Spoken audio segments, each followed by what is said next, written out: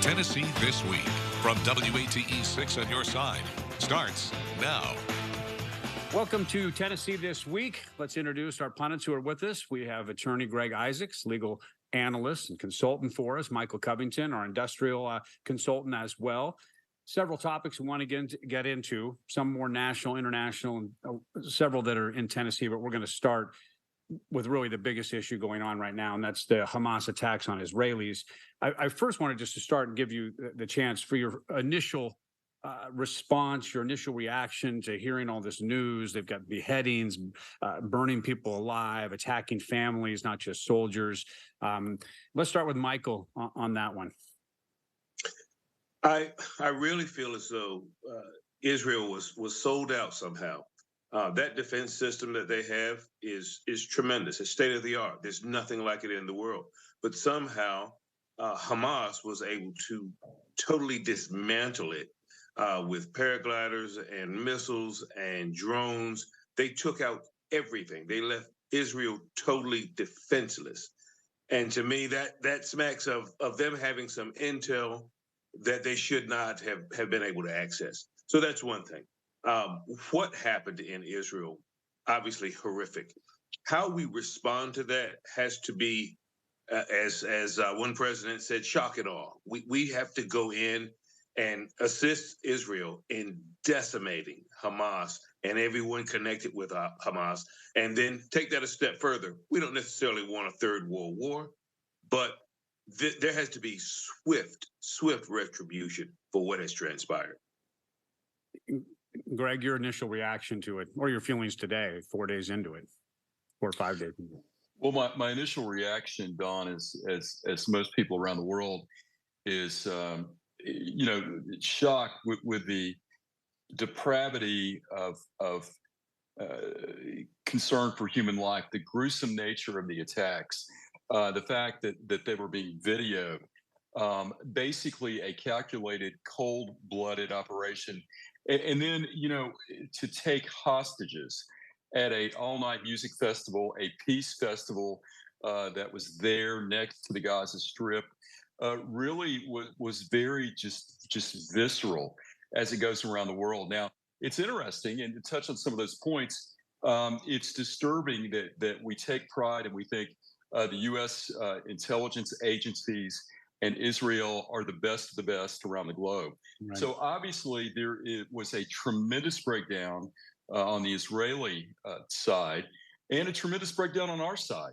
I don't think an attack of this scope was planned without any help from Iran. But in terms of political fallout, human rights, I mean, here's the dynamic. You have 2 million people that live on the Gaza Strip. We are going in, we being the royal we, Israel, whatever, to punish Hamas, a calculated, cold-blooded terrorist organization that has been condemned by us and throughout the world. But how do you separate the human rights issues by the Palestinians that are not a part of Hamas? Do you eradicate the 2 million people, the women and children? And on the other hand, you have the very tough issue of the Israeli women and children that were shot, taken hostage, raped. So it is a very raw, terrible situation to be in. Hamas did not do this without any help. So we have to be very calculated. But I think as we're seeing troops, tanks mass around on the border, there is going to be a tremendous response. But, where do you draw the line between Palestinians, terrorists, justice, and peace in the Middle East? And on that subject, I know that Benjamin Netanyahu said that every member of Hamas is a dead man. Will other countries start saying, hey, Israel, you got to stop when they continue to go in there hunting them down, the Hamas terrorists, that is? Will other countries step in and will, maybe like in times past, Israel will listen to them and stop? Or as Israel just said, hey, this attack is beyond anything that's ever happened to us, so the response is going to be beyond anything that you've ever seen. Which way do you think that this plays out for Israel, Michael? Israel Israel is unhinged at this point, and they've taken a terrible blow. Hopefully, there will be those around the world who can help Israel to heal, but it's hard to heal when you're on a war path. Right. And so right now, my guess is Israel is going to wreak as much havoc in that region. They're going to destroy, seek out, and kill as many people that they can identify as associated with or having any relation to Hamas. I think some Palestinians are going to lose their lives unnecessarily. It is unfortunate, but there needs to be some calmer heads involved in this. You cannot just go out and wholesale murder people for cause. You have to have some direction, and right now it doesn't look like direction is the purpose. The purpose is to seek and destroy, and that's very dangerous. Do you think, Greg, do you think they'll listen to people when they start to say, because it's normally that's what happens is, okay, you've responded, now you need to pull it back? Don, there are two things that really, two issues that no one's ever answered that to me are fundamental to this problem. Obviously, Hamas and its backers, whether it's Iran, other terrorist organizations, knew the Israeli response would be like ours in 9/11. It would be swift. It would be on a scale that they've not seen before. So why would you poke the bear openly when we see on video these atrocities and taking hostages for women, children, elderly? Now, on the other hand, what a lot of people would like to see is separation between the Palestinians Right. and Hamas. So when we go in there, when we, the royal we, and they're going in to eradicate Hamas, what about the people that were subjugated by Hamas? How do we separate the Right. Palestinians from the terrorists? And Don, there is no answer. But I don't think you can get your geopolitical, legal, moral arms around why would they engage in an attack, knowing the response, and then cry, please help our citizens, without a separation between the Palestinians and then the terrorists. Another aspect of this is going on without having a House Speaker. Does that play into this? I mean, we just heard on Thursday, Steve Scalise said, I'm pulling out. So he was the leading candidate. Jim Jordan was second. He's pulling out. Jim Jordan didn't have the votes then. Who knows how this changes? Is this play into this at all? And as a separate issue, is the GOP right now, is it good to see people stand on principle and say, hey, I'm standing on principle. I'm not going to vote for someone who's entrenched. I want someone who's going to make some changes in Washington. How do you see that going on there? Are you proud of them, or you can say, hey, it's okay, or does the GOP need to get it together? I'm not proud of any of them, because here's the thing. Woodrow Wilson said this when he was president. I chose to become a public servant, not a politician. We need statesmen, not politicians. We need people that are going to lead, not people that are going to be divisive and red or blue. And I think it's a good indicator when Israel was in a state of political leaderlessness, a vacuum on Netanyahu, who was a hardliner, wanted to eliminate the judicial protections of the Supreme Court, a lot of civil unrest, much like we're seeing here in certain respects. So when you don't have a strong, united government, you're vulnerable and people attack. So I think whether you're on the left or the right, the people that we sent to Washington need to reach across the aisle and govern. And this is the time that we need to do it the most. And Michael, your thoughts on what's going on with the House Speaker and the vote, and we're into this thing more than a week and a half. I'd like to hear from Jim Jordan on how he feels about Ukraine, because at some point moving forward, the House of Representatives and the Senate as well, but in particular, the House of Representatives will have to deal with that unfinished business in Ukraine as it relates to Russia. Steve Scalise was in lockstep agreement with giving Ukraine everything they need to try to sustain this war effort against Russia. Jim Jordan has not been as clear about his position as it relates to Ukraine. And then moving forward, whatever the House of Representatives does with regard to a Speaker of the House, that speaker needs to be prepared to lead on multiple fronts on the world stage as it relates to both Ukraine and Israel. And hopefully, we'll be able to have a unified government that says this is what is best for the United States in our efforts to help Israel and help Ukraine, if that's what we decide to continue to do. There's certainly a lot of fronts where you need a leader. You have Ukraine, you now have Israel, you have our southern border, and you have just our United States, the people here that, inflation and those types of issues. All right, we're going to take a break. After our first segment's over, we'll be right back with more. And welcome back to Tennessee This Week. I want to be a little bit more local, sticking with things that are actually happening in our state. I saw an article from Sam Stockard in the Tennessee Lookout reporting that there were 500 troopers possibly patrolling during the special session. Could have cost about $750,000. They're just making some estimates there. A lot of extra security. We know why, because of the debates about gun and gun laws and things like that.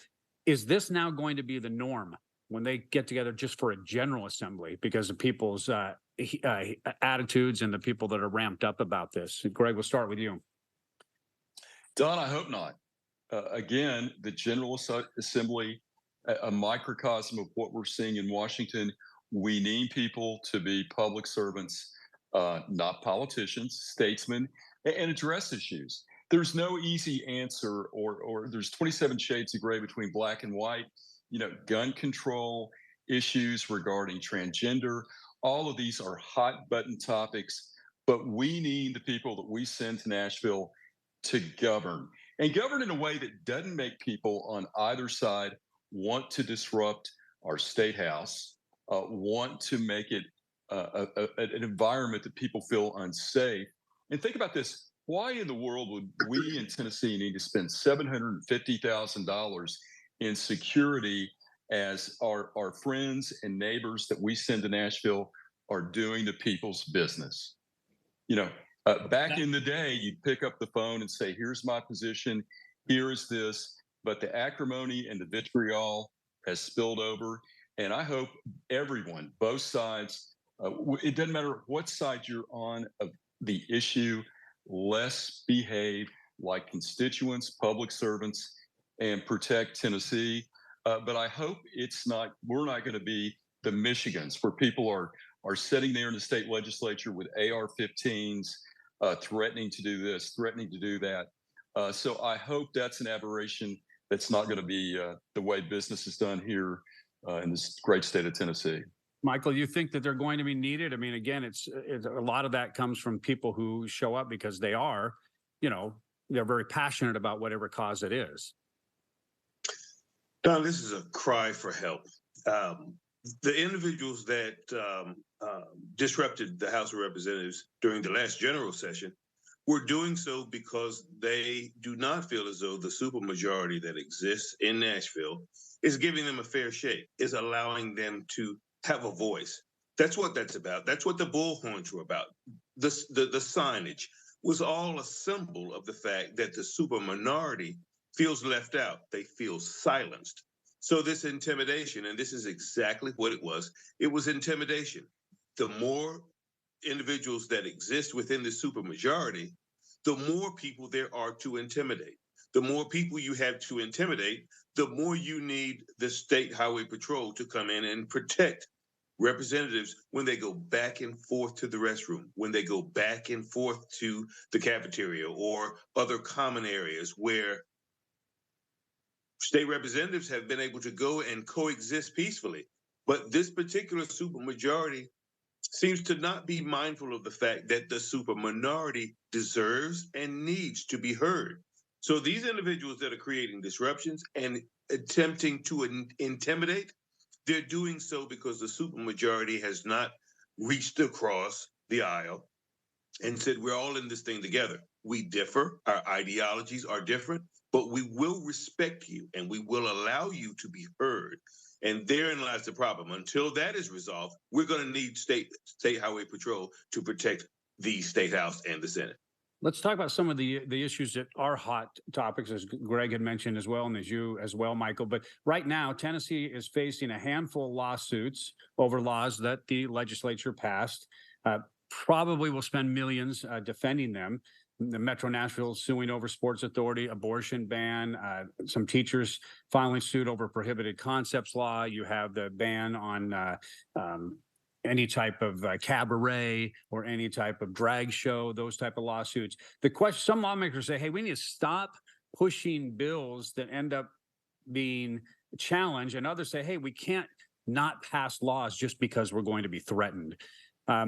Where do you stand on lawmakers pushing forward bills that are controversial and then end up in court? Well, Don, let me jump in. I'll tell you what exactly is happening. We're pushing forward bills with the knowledge that it's going to be decided by the U.S. Supreme Court. So we're not really taking into consideration the constitutionality of things. In terms of being a representative democracy, what you're seeing is, Nashville's a great example. You've got gerrymandering in certain parts of Tennessee, and then you've got the legislature wanting to take over Davidson County fighting back. It's never been that way before. So you have a supermajority not listening to the simple majority of Tennesseans. But, the thing that I hope John Q. Public, when they go to the ballot box, are tired of is let's not be the litmus test for transgender rights, bans on drag shows, gay performance. Let's not be the ban on, let's ban books and follow Texas or whatever. Let's do what's right for Tennessee and all be reasonable, be public servants, not be statesmen, because there's a lot of problems here. When you drive down the road and you hit a pothole, I'm not worried about a drag show. When I'm worried about my kids passing their math tests, I'm not worried about banning a book that's been read for years and won the Nobel Prize. That's the problem. So we got to take politics out of politicians and let people govern, and then I think everything will take care of itself. And I know that their voices, opposition voices, are always louder than other people, Michael. But do you think lawmakers are they sending themselves to the political grave by the things that they are passing, or they feel like this is what the majority or their constituents actually want them to do? Well, I mean, if you took the abortion issue, maybe over 80% of Tennesseans are in favor of a woman being able to have an abortion, but not in Tennessee. So the legislature takes that as a mandate to eliminate the possibility of any type of abortion for any reason. You cannot be so rigid in your legislation that you exclude all possible discussion about situations where maybe between a woman and her doctor, an abortion is appropriate.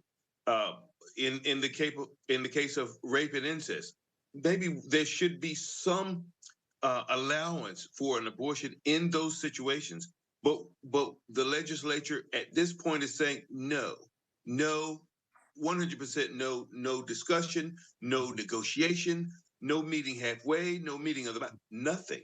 And so what ends up happening is, back to your point, at some point, the voters do fight back. They strike back. There will be some loss in the significance of this supermajority if the supermajority continues to be so incredibly rigid. And on that, we're going to take another break. We'll be right back with more here on Tennessee This Week. Welcome back to Tennessee This Week. Statewide in Tennessee, about 34% of students tested proficient in math.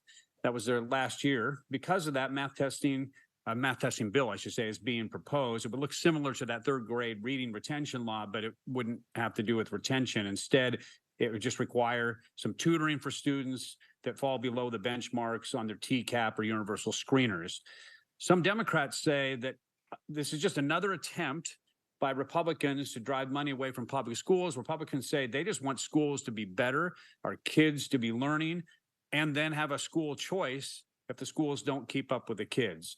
So again, we're going to make another bill making sure that kids keep up. Michael, your response to that? Well, I find it problematic that the state legislature feels as though it needs to get involved with the education of our children. I understand math scores need to go up, but we do need to rely on education professionals to make determinations as to how that should be accomplished. And I'd like to see the legislature work more with educators to try to find a solution to problematic math scores. I mean, 34% proficiency in math, it is pretty poor. But I'm just not certain that the legislature is prepared to make a good decision as to what it is that will make the math scores higher. The same thing was the case with the reading scores.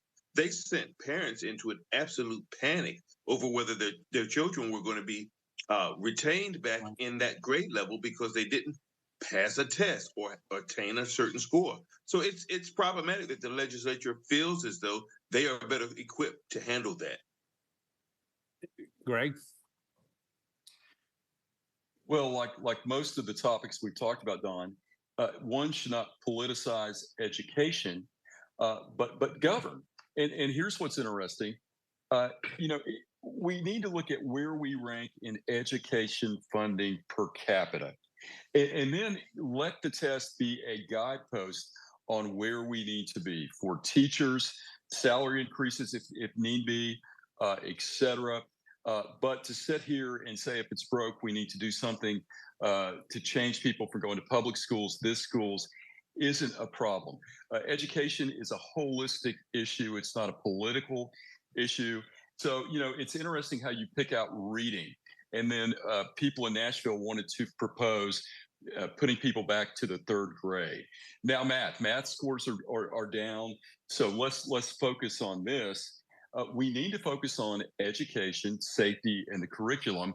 When people are getting shot going to school, that should be as important as whether people can score in a percentile on mathematics. But again, we are politicizing things that shouldn't be politicized. Our goal should be in the top 10%, 5% of states in education funding, and make it a mandate.